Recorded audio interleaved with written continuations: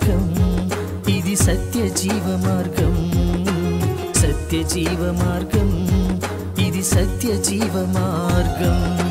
మార్గం సత్యం జీవం. మార్గం సత్యం జీవం.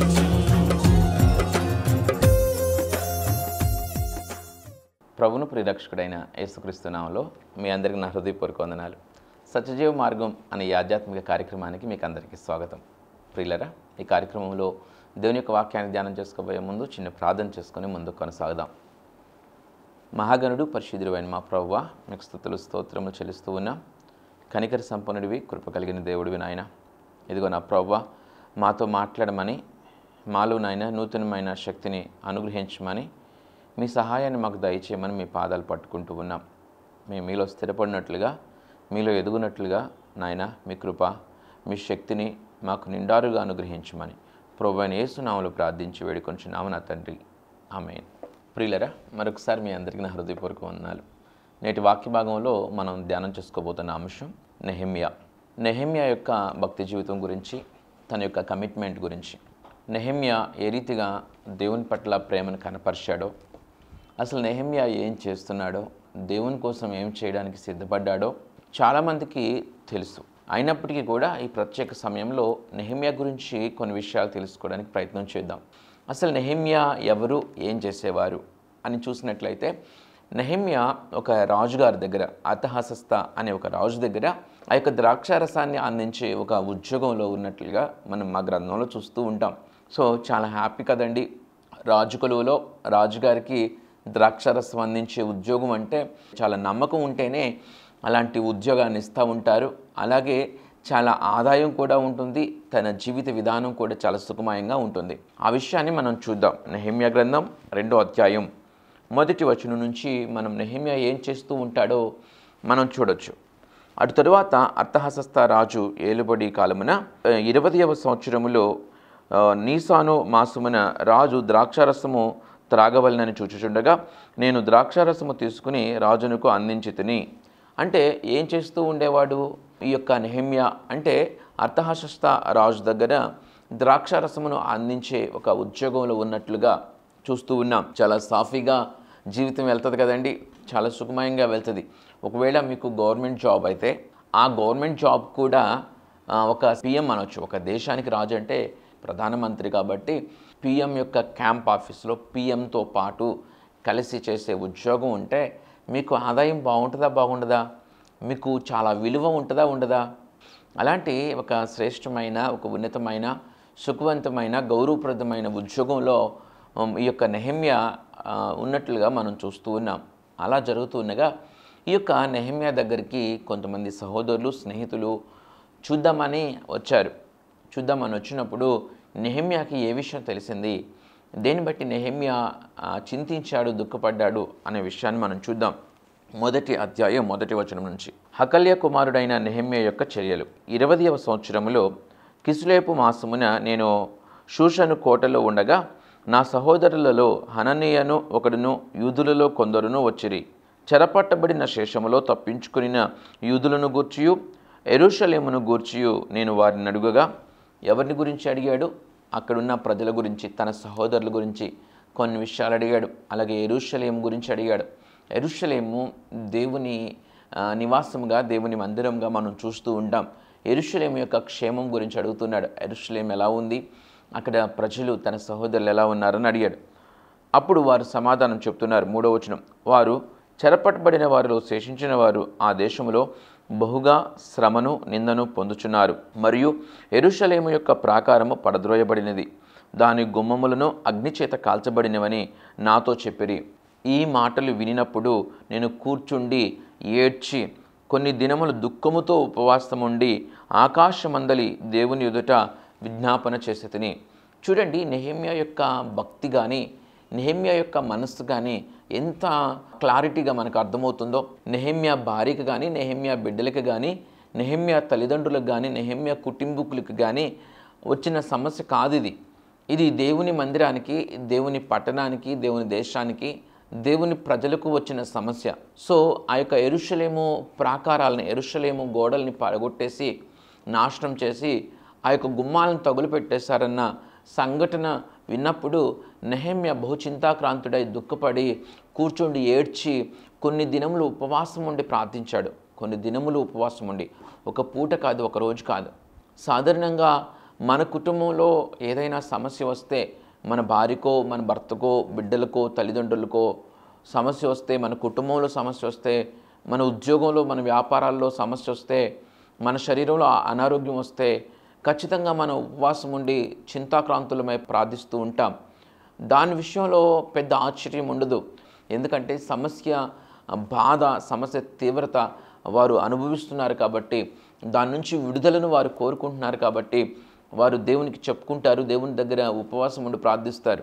అయితే నెహెమ్యా తన కుటుంబం కోసం కాదు కూర్చుండి ఏడ్చింది, దేవుని యొక్క మందిరం గురించి, యెరూషలేము పట్టణం గురించి, యెరూషలేము ప్రాకారాల గురించి, దేవుని పనిని పాడు చేశారు అనే ఆలోచనతో ప్రలాపిస్తున్నట్లుగా మనం చూస్తూ ఉన్నాం. ఆ యొక్క దేవుని మీద ఉన్న ప్రేమ, దేవునితో ఉన్న బలమైన బంధం మనకు కనిపిస్తూ ఉంటుంది.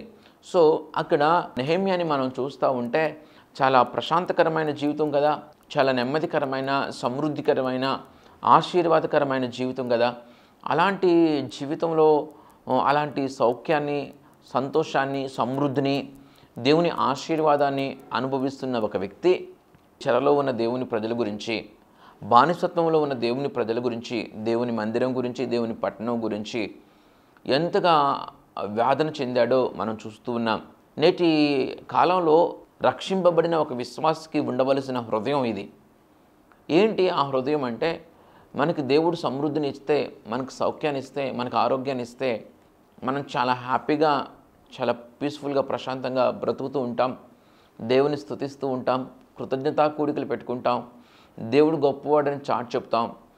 అంతేకాని కొంతమంది జీవితాలు పాడైపోయినాయి. ఏమండి, కొన్ని మందిరాల్లో ఎంత అవసరత ఉంటుందో అలాంటి పరిస్థితుల గురించి ఏమాత్రం ఆలోచించాక మన జీవితం సాఫీగా ఉంది కదా, మన కంఫర్ట్గా ఉన్నాం కదా అనే తృప్తి చెంది దేవుని స్తుతిస్తున్నాం. ఓకే, కానీ దేవుని పని కోసం ఎంత ఆలోచిస్తున్నాం అనేది ఒకసారి మనం పరిశీలన చేసుకోవాల్సిన అవసరం ఉంది. నెహెమ్యా తను చాలా సౌఖ్యంగా, సుఖంగానే జీవిస్తున్నాడు, తనకు సమృద్ధిగానే ఉంది. కానీ దేవుని ప్రజల గురించి, దేవుని పట్టణం గురించి ఎంతగా తపన చెందుతున్నాడు కదా. సో మీరు ఒక గ్రామంలో ఉండుండొచ్చు, ఒక నగరంలో ఉండుండొచ్చు, ఒక మందిరానికి మీరు జత చేయబడి ఆ సహవాసంలో ఉండుండొచ్చు. చాలామంది ఏదో ఒక మందిరానికి అటాచ్ అయి ఉండాలి.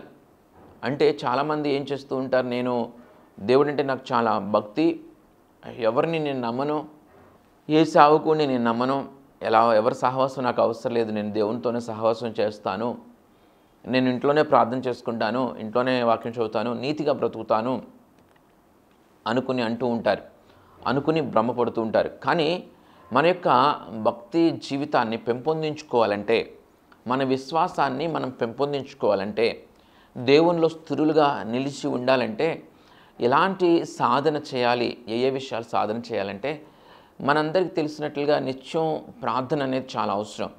నెహెమ్యా రోజుకి 7 సార్లు ప్రార్థన చేసేవాడు. రోజుకి 7 సార్లు ప్రార్థన చేసేవాడు. దావీదు ఎలా చేసేవాడు ప్రార్థన? ఈ యొక్క ప్రార్థన బాగా చేసేవారు దేవునితో కనెక్షన్లో ఉండగలుగుతారు. ప్రార్థన చేయకోకుండా నేను నీతిగా బ్రతుకుతున్నాను, ప్రార్థన చేయకోకుండా నేను విశ్వాసిని, దేవుడంటే నాకు చాలా ఇష్టం అనుకోవడం, మనం దేవునితో కలిసి దేవునిలో స్థిరంగా నిలిచి ఉండే దానికి అది ఎక్కువగా ఉపయోగపడదు. కానీ మనం ప్రార్థన చేసే వారంగా ఉంటే అది విశ్వాసంలో మనం ఎదగడానికైనా, దేవునితో కలిసి నడవడానికైనా, అంతం వరకు మన భక్తి జీవితాన్ని కాపాడుకుని నిత్యత్వాన్ని పొందుకోవడానికైనా అది బాగా ఉపయోగపడుతుంది. మీరు బాగా ప్రార్థన చేసేవారుగా ఉండండి. అలాగే ఇంకా వాక్యాన్ని ధ్యానం చేసేవారుగా ఉండాలి. మనం దేవునిలో బలపడాలి, దేవునితో ఎదగాలంటే వాక్యాన్ని ఎక్కువగా ధ్యానం చేయాలి, వాక్యాన్ని వినాలి. వాక్యాన్ని వినడం ద్వారా, వాక్యాన్ని ఎక్కువగా ధ్యానం చేయడం ద్వారా మనము విశ్వాసంలో ఒక లోతైన అనుభవంలోకి, స్థిరత్వంలోకి మనం నడిపింపబడతాం. అందుకనే నిత్యము కూడా మన మందిరానికి అటాచ్ చేయబడి, కనెక్ట్ చేయబడి ఉండాలి. మందిరానికి మీరు వెళ్ళే మందిరంలో జరిగే కూడికలు, సమావేశాలకి మీరు ఖచ్చితంగా పాలు పంపులు పొందాలి. అంతకు మించి మీరు ప్రత్యేకంగా వ్యక్తిగతంగా వాక్యాన్ని ధ్యానం చేయాలి. అంత మాత్రమే కాక మీ యొక్క మందిరానికి, మీ మందిరపు కట్టుబాట్లకి కూడా మీరు కట్టుబడి ఉండటం అనేది మీ ఆత్మీయ జీవితం వృద్ధి చెందడానికి ఎంతగానో ఉపయోగపడుతుంది. మీ ఆత్మీయ జీవితం వృద్ధి పొందాలి అంటే, మీ యొక్క విశ్వాస జీవితం వృద్ధి పొందాలి అంటే మీరు అంతం వరకు దేవునికి నమ్మకస్తులుగా ఉండి బలా నా మంచి దాసుడా అని అనిపించుకోవాలంటే మీ వ్యాపారంలో, మీ ఉద్యోగంలో మీరు బాగా బిజీ అయిపోయి నిమగ్నులైపోయి నాకెక్కడ కుదురుతుంది, నాకు తీరిక ఉండటం లేదు, నాకు సమయం ఉండటం లేదు, నాకు తీరిక ఉంటేనే కదా నేను దేవుని మందిరానికి వెళ్ళగలిగేది అని అనుకోకుండా దేవుని మందిరానికి ఎక్కువ ప్రాధాన్యతనిచ్చి, సహవాసానికి ప్రాధాన్యతనిచ్చి క్రమంగా ప్రతి కూడిక, ప్రతి సమావేశానికి ఆ నియమావళికి మీరు కట్టుబడినట్లయితే ఆ యొక్క వెసులుబాటుని కలిగించుకునే విధానంలోనూ మీరు భక్తిని వృద్ధి చేసుకునే ఆ రహస్యం అనేది దాగి ఉంటుంది.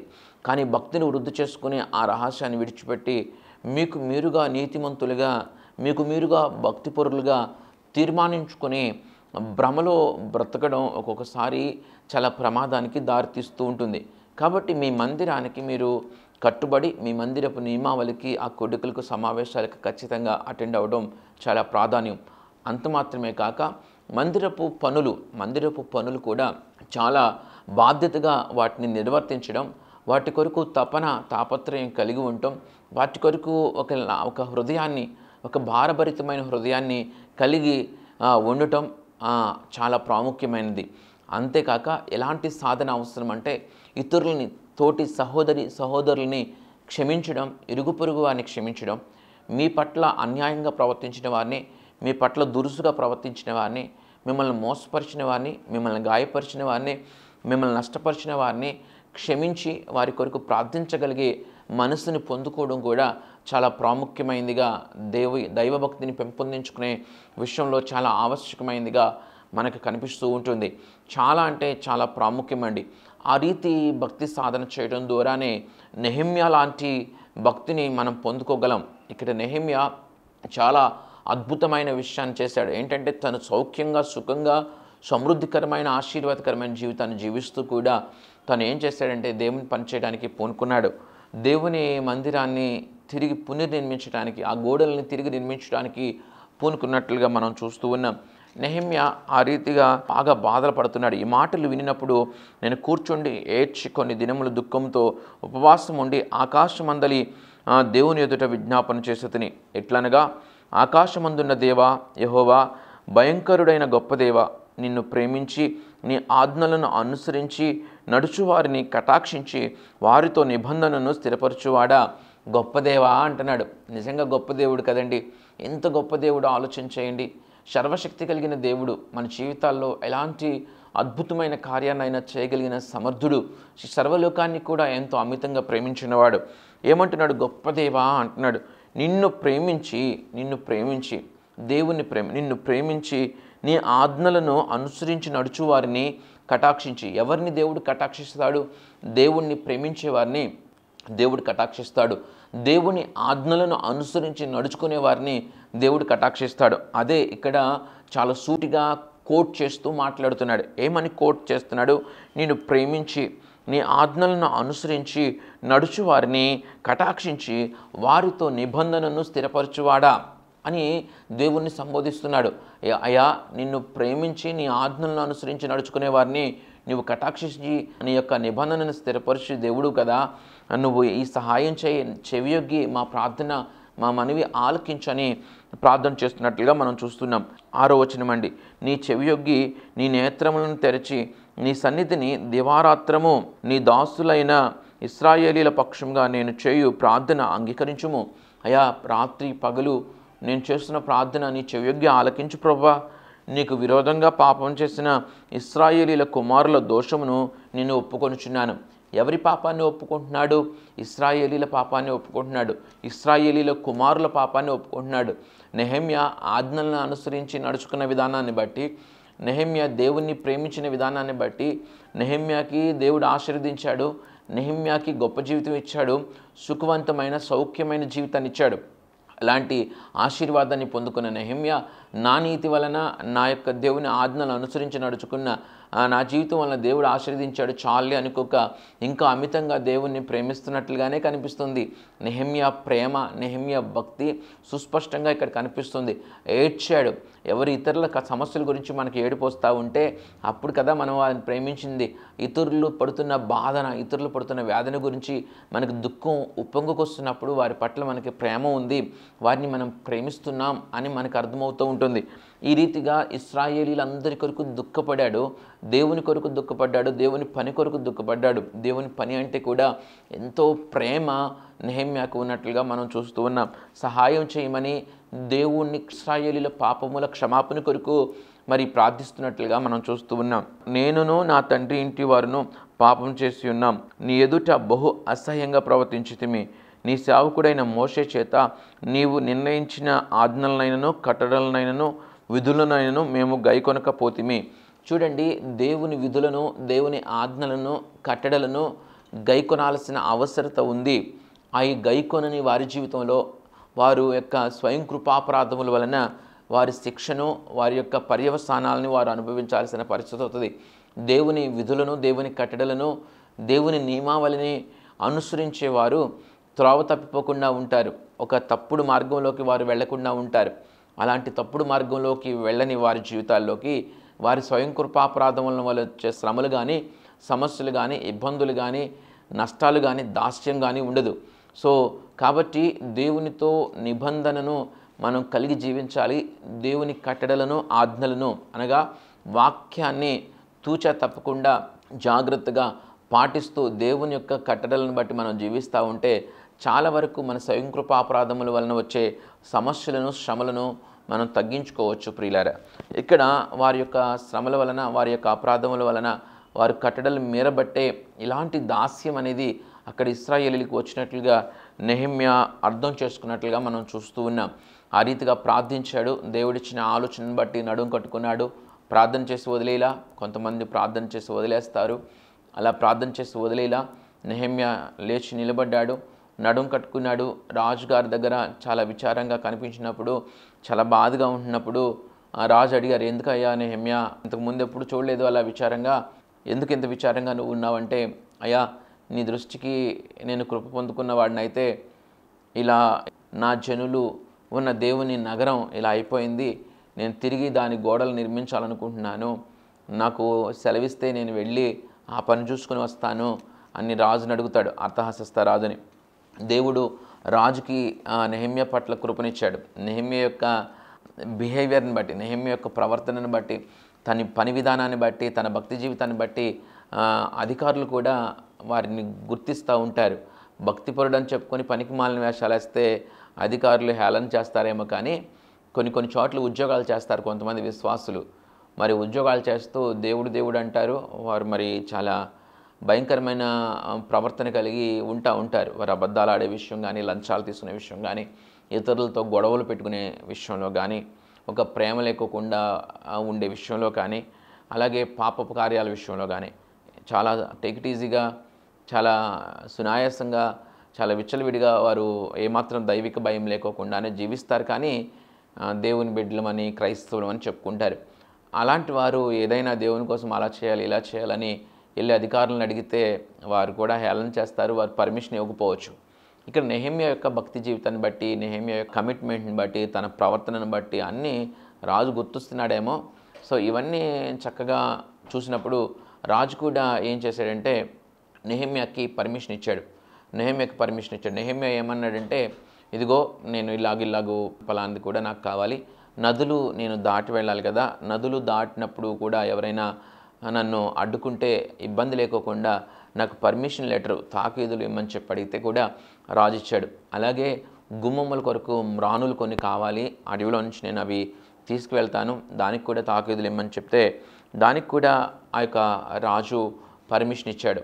ఓకే, ఆ తాకీదుని తీసుకున్నాడు, తను బయలుదేరాడు. తనతో పాటు కొంతమంది గురుపు రౌతుల్ని, కొంతమంది వ్యక్తులని పంపించాడు. వారందరూ కూడా ఆ నెహెమ్యాతో పాటు వెళ్ళారు.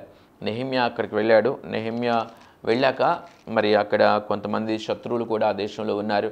అక్కడ పెద్దల్ని పిలిచి, అక్కడున్న వ్యక్తులను పిలిచి వారందరినీ బలపరిచాడు. 2వ అధ్యాయం 17వ వచనం. అయితే వారితో నేను ఇట్లింటిని, మనకు కలిగిన శ్రమ మీకు తెలిసి ఉన్నది. యెరూషలేము ఎట్లు పాడైపోయినో, దాని గుమ్మముల అగ్నిచేత ఎట్లు కాల్చబడినో మీరు చూచియున్నారు. మనకు ఇక మీదట నింద రాకుండా యెరూషలేము యొక్క ప్రాకారమును మరల కట్టుదము రండి. అక్కడున్న యాజకుల్ని, అక్కడున్న అనేక మందిని బలపరిచాడు. ఇంతకుముందు ఎంతోమంది అక్కడ ఉన్నారు, కానీ ఎవరు కూడా పూనుకోలేకపోయారు. కానీ నెహెమ్యా దేవుని మీద ఉన్న ప్రేమతో మరి తను నిలబడ్డాడు. నిలబడటమే మాత్రమే కాక అక్కడికి వెళ్ళి అనేక మందిని బలపరిచినట్లుగా, అనేక మందికి దేవుని గురించి విశ్వాసాన్ని వారిలో పురికొల్పి, వారిని మేల్కొలిపి, వారిని బలపరిచినట్లుగా చూస్తున్నాం. మనం కూడా చాలామందిని పురికొల్పాల్సిన అవసరత, బలపరచాల్సిన అవసరత ఉంది. వారందరూ మరి ఈ యొక్క నెహెమ్యాకి సహకారులుగా నిలబడటానికి వారు ఒప్పుకున్నారు. అక్కడ శత్రువులు ఉన్నప్పటికీ, అక్కడ వ్యతిరేకించే వారు ఉన్నప్పటికీ కూడా మరి నెహెమ్యా వారిని బలపరచగలిగాడు. వారందరూ కూడా చాలా సిస్టమేటిక్గా వర్క్ చేశారు. అంత పెద్ద ప్రాకారాన్ని, చాలా పెద్ద ప్రాకారాన్ని 52 రోజుల్లో వారు నిర్మించగలిగారు. అంటే ఎంత మేనేజ్మెంటు, ఎంత అద్భుతమైన మేనేజ్మెంట్ వారు చేశారో. కొన్ని వందల వేల మందిని వారు అక్కడ వినియోగించుకోగలిగారు. ఎవరెవరిని ఎక్కడెక్కడ, ఏ గుమ్మము దగ్గర ఎవరు ఉండాలి, 12 గుమ్మములు, ఏ గుమ్మాల దగ్గర ఎక్కడి నుంచి ఎక్కడి వరకు గోడ ఎవరు కట్టాలి, ఆ గోడకి ఏ పని ఎవరు చేయాలి అనే ఒక సిస్టమేటిక్ మేనేజ్మెంటు, జ్ఞానము, నైపుణ్యత దేవుడిచ్చాడు నెహెమ్యాకి. నెహెమ్యా తనకున్న దేవుడిచ్చిన నైపుణ్యాన్ని అంతటినీ కూడా దేవుని పనిచేయడం కోసం వాడాడు. చూడండి, దేవుడు మనకి చదువిస్తాడు, దేవుడు మనకి జ్ఞానాన్ని ఇస్తాడు, దేవుడు మనకి ఐశ్వర్యాన్ని ఇస్తాడు, దేవుడు మనకి శక్తిని, ఆరోగ్యాన్ని ఇస్తాడు. ఆ యొక్క నైపుణ్యాన్ని, ఆ చదువుని మనము వినియోగించుకుని దేవునికి దూరం అయిపోయి పెద్ద పెద్ద ఉద్యోగాల్లో, వ్యాపారాల్లో స్థిరపడిపోవాలా? లేకపోతే దేవుడిచ్చిన దాన్ని బట్టి సమృద్ధిని, సౌఖ్యాన్ని అనుభవిస్తూనైనా కూడా దేవుని పని కోసం ఆలోచించాలా, దేవుని పని చేయాలా? ఆలోచన చేయండి. ఖచ్చితంగా ప్రియులరా, దేవుని కోసం మనం ఆలోచన చేయాలి, దేవుని పని కోసం నిలబడాలి. మందిరాల క్షేమం కొరకు, మందిరాల అభివృద్ధి కొరకు, దేవుని పరిచర్య అభివృద్ధి కొరకు మీరు పాటుపడాలి. ఎక్కడో ఎవరికో హెల్ప్ చేస్తానంటాం కాదు, కానీ మీ మందిరాల్లో, మీ గ్రామాలని వృద్ధి చేయడానికి, మీ మందిరాల్లో దేవుని పనిని వర్ధిల్లింప చేయడానికి, మీ గ్రామాల్లో అనేక మందికి సువార్తను అందటానికి పాటుపడండి. ఈ 3వ అధ్యాయాన్ని మీరు అబ్జర్వ్ చేసినట్లయితే ఏ రీతిగా నెహెమ్యా మేనేజ్ చేసి అది చాలా వేగవంతంగా ఆ గోడ కడుతూ ఉన్నాడో మనకు అర్థమవుతుంది. 4వ అధ్యాయం 1వ వచనం నుంచి, మేము గోడ కట్టుచున్న సమాచారం విని సన్బలుటును మిగులు కోపగించి రౌద్రుడై యూదులను ఎగతాళి చేసి షోమ్రోను దండువారి ఎదుటను తన స్నేహితుల ఎదుటను ఇట్లా, నేను దుర్బలులైన ఈ యూదులు ఏమి చేదురు? తమంతట తామే ఈ పని ముగింతురా? బలులు అర్పించి బలపరుచుకొందురా? ఒక దినమందే ముగింతురా? కాల్చబడిన చెత్తను, కుప్పలుగా పడిన రాళ్లను మరలా బలమైనవిగా చేయుదురా? మరియు అమ్మోనీయుడైన టోబియా అతని యొద్ద ఉండి వారు కట్టిన దానిపైకి ఒక నక్క ఎగిరినట్లయినా వారి రాతి గోడ పడిపోవునెను. చూడండి ఎంత ఎగతాళి చేస్తున్నారో. టోబియా కానీ, సన్బలుటు కానీ, మరి గెషెము కానీ, అక్కడున్న ఈ శత్రువులు చాలా ఎగతాళి చేస్తూ ఆ గోడ కడుతున్నప్పుడు వెనుకకు లాగే ప్రయత్నం, అడ్డుకునే ప్రయత్నం చేశారు. ఏంటంట, ఒక్క రోజులోనే కట్టేసేటట్టు ఉన్నారే అంటున్నాడు. అంత అద్భుతంగా నెహెమ్యా అక్కడ మేనేజ్మెంట్ చేయగలిగాడు. అక్కడున్న యాజకులను, అక్కడున్న ప్రజలని సమకూర్చి వారిని బలపరిచి చక్కటి మేనేజ్మెంట్తో ఏ గుమ్మం దగ్గర ఎంతమంది ఉండాలి, ఎక్కడి నుంచి ఎక్కడి వరకు ఎంతమంది ఉండాలి, ఎవరు ఏ పని చేయాలి అనే ఒక సిస్టమేటిక్గా దాన్ని ప్లాన్ చేసి మరి అంత పెద్ద యెరూషలేము ప్రాకారాన్ని 52 రోజుల్లో పూర్తి చేశారు. అది అద్భుతంగా చాలా బలమైనదిగా చేశారు.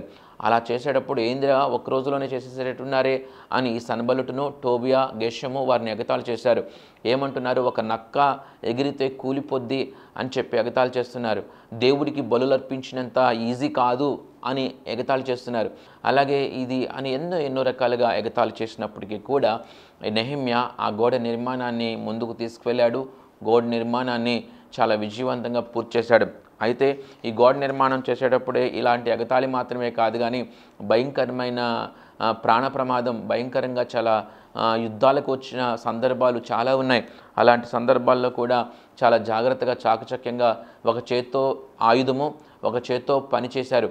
ఒక రాత్రంతా కొంతమంది ఒక టీము కాపలా ఉంటే ఒక టీం వర్క్ చేశారు. ఇవి ఏ రిఫరెన్సెస్ ఇస్తానో ఒకసారి మీరు చదవండి. 4వ అధ్యాయము 7వ వచనం దగ్గర నుంచి 10వ వచనం దాకా చదవండి. అలాగే 4వ అధ్యాయం 11, 12 వచనాలు చదవండి. 4వ అధ్యాయంలోనే 16, 17, 18, 19 వచనాలు చదవండి. సో ఎన్ని రీతులుగా వారిని అటాక్ చేశారో, ఏ రీతిగా వారు కష్టపడ్డారో కూడా మనకి అర్థమవుతూ ఉంటుంది. అన్ని శ్రమలు, అన్ని సమస్యలు, చాలా ఇబ్బంది, ఇంత భయంకరమైన వేదనకరమైన పరిస్థితుల గుండా, కష్టాల గుండా నెహెమ్యా వెళ్ళి ఆ గోడ నిర్మాణాన్ని పూర్తి చేశాడు, దేవుని పనిని పూర్తి చేశాడు. ఇది నెహెమ్యా గురించి మనకి అర్థం చేసుకోవాల్సింది. కాబట్టి ప్రియులరా, దేవుని పనిని నెహెమ్యా చేశాడు. ఏదైతే పాడైపోయిందో దాన్ని తిరిగి నిర్మించగలిగాడు. ఏంటి, ఈ కూలిపోయిన రాళ్ళని, ఈ బలహీనమైన రాళ్ళని మళ్ళా బలమైనవిగా మార్చేస్తారా అంటే మార్చి చూపించాడు నెహెమ్యా దేవుని సహాయం చేత. ఎవరైతే నడుము కట్టుకుని దేవుని పని చేయడానికి పూనుకుంటారో వారికి దేవుడు సహాయకుడిగా నిలుస్తాడు, వారిని వాడుకుంటూ ఉంటాడు. ఇంత చేసిన నెహెమ్యాకి ఒరిగింది ఏంటి? ఇంత చేసిన ఇదికి నెహెమ్యాకి ఎవరు గుర్తించారు అంటే దేవుడు గుర్తించాడు. నెహెమ్యాని దేవుడు గుర్తించాడు కాబట్టే నెహెమ్యా పేరు ఈరోజు మనం మాట్లాడుకుంటున్నాం. ఈ యొక్క పరిశుద్ధ గ్రంథంలో ఒక పుస్తకం నెహెమ్యా పేరట వచ్చింది అంటే ఒక రాజుగారి దగ్గర మరి ఉద్యోగి అయిన నెహెమ్యా దేవుని కోసం ఎంతగా తను తాపత్రయం కలిగి జీవించాడో, దేవుని కోసం ఎంత సమర్పించుకున్నాడో ఆ యొక్క భక్తి జీవితాన్ని బట్టి కదా నెహెమ్యా పేరుని మనం ఈరోజు తలుచుకుంటూ ఉన్నాం ఎన్ని సంవత్సరాల తర్వాత. కాబట్టి ప్రియులారా, దేవుడు గుర్తిస్తాడు, దేవుడు ఘనతనిస్తాడు. దేవుని పని చేద్దాం, దేవుని కోసం తాపత్రయం కలిగి ఉందాం.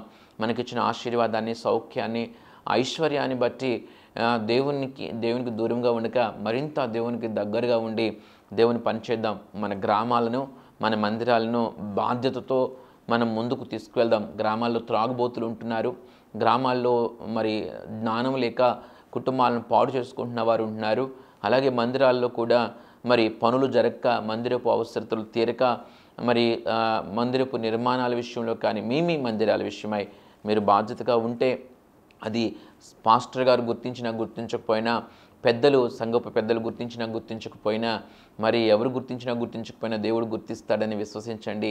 ఇలాంటి త్యాగపూరితమైన జీవితం ద్వారా మన భక్తి వృద్ధి చెందుతుంది, దేవుని మీద ఉన్న విశ్వాసం కూడా వృద్ధి చెందుతుంది. అలాంటి కృప దేవుడు మనందరికీ అనుగ్రహించునుగాక. ఆమేన్. మహాగణుడు, పరిశుద్ధుడైన మా ప్రభువా, మీరు మాట్లాడిన మాటలను బట్టి వందనాలు తండ్రి. ఆ మాటలు అందరూ కూడా జ్ఞాపకం ఉంచుకుని మీలో వృద్ధి చెందటానికి, మీ కొరకు నడుము కట్టుకుని ముందుకు కొనసాగడానికి సహాయం దయచేయండి. ఇదిగో నాయన, ఈ యొక్క అనేక రకాల సెలబ్రేషన్స్ మా ముందున్నాయి. ఇదిగో నా తండ్రి, ఆయా మందిరాల్లో బిడ్డలు పనిచేయడానికి, ఇదిగో చక్కగా విరివిగా వాడబడటానికి, మీ కొరకు నిలబడడానికి సహాయం దయచేయండి. అనేక మందికి మీరు మంచి మంచి ఉద్యోగాలు ఇచ్చారు, మంచి మంచి వ్యాపారాలు ఇచ్చారు. ఇదిగో నాయన, వాటిలో వారు చాలా బిజీగా ఉండొచ్చు, నిజమే నాయన. ఇదిగో నా తండ్రి, నెహెమ్యా చాలా సౌఖ్యమైన జీవితం, చాలా ఆశీర్వాదకరమైన జీవితమే పొందుకున్నాడు. అయినప్పటికీ కూడా మీ కొరకు ఆలోచించాడు, మీ కొరకు తాపత్రయం కలిగి ముందుకు కొనసాగాడు నాయన. మేమందరం కూడా మీరు ఇచ్చిన సౌఖ్యాన్ని బట్టి, మీరు ఇచ్చిన ఐశ్వర్యాన్ని బట్టి, మీరు ఇచ్చిన సమృద్ధిని బట్టి మేము సరిపెట్టుకుని మేము నీతిమంతులుగా తీర్మానించేసుకుని మిగిలిపోయే వరంగా కాక తండ్రి, ఇదిగో మీ పని కొరకు, మీ మందిరాల కొరకు తాపత్రయం కలిగి ముందుకు కొనసాగే కృప దయచేయమని ప్రభువా యేసు నామములో ప్రార్థించి వేడుకొంచున్నాం నా తండ్రి. ఆమేన్. దేవుడు మనందరిని దీవించి ఆశీర్వదించును గాక. ఆమేన్. వర్తమానాలు ప్రతి ఆదివారం ఉదయం 7:30 గంటలకి, ప్రతి ఆదివారం సాయంత్రం 7:30 గంటలకి మీ అభిమాన ప్రవచన టెలివిజన్లో ప్రసారం అవుతున్నాయి. తప్పగా చూడండి. అలాగే యూట్యూబ్ ఛానల్ జోసెఫ్ సుశీల్ని సబ్స్క్రైబ్ చేసుకోండి. మరి ఇతరులు కూడా ఆ ఛానల్ని సబ్స్క్రైబ్ చేసుకునే విషయంలో మీ పాత్ర మీరు పోషించండి. ఎందుకంటే దేవుని పనిలో అందరం జత పని వారము. మరి అట్టి పని మనం చేసినట్లయితే ఆ పని ద్వారా కూడా దీవెన మనకు వస్తూ ఉంది. అందరికీ కూడా సువార్తను వ్యాప్తి చెందించాల్సిన బాధ్యత ఉంది. మరి మీరు శిష్యులుగా తయారై ఇతరులను కూడా శిష్యులుగా తయారు చేయమని దేవుడు చెప్తూ ఉన్నాడు. సువార్త పనిలో మీరు కూడా పాలిభాగస్తులగినట్లుగా జోసెఫ్ సుశీల్ అనే యూట్యూబ్ ఛానల్ని మీరు సబ్స్క్రైబ్ చేసుకోండి. ఇతరులకి షేర్ చేయండి. మీ స్నేహితులు, బంధువులు కూడా దాన్ని సబ్స్క్రైబ్ చేసుకుని ఈ విలువైన వర్తమానాలు, వారు దేవుని మాటలు విలువైనవండి, దేవుని జ్ఞానం విలువైనది. ఆ జ్ఞానంతో మన హృదయం నింపబడినప్పుడు మన జీవితాలు ఆశీర్వదింపబడతాయి. కాబట్టి ఈ వర్తమానాలు వారు కూడా విన్నట్లుగా షేర్ చేయండి. ప్రియులారా, దేవుడు మనందరినీ దీవించును గాక. ఆమేన్. మీ అందరికీ నా హృదయపూర్వక వందనాలు.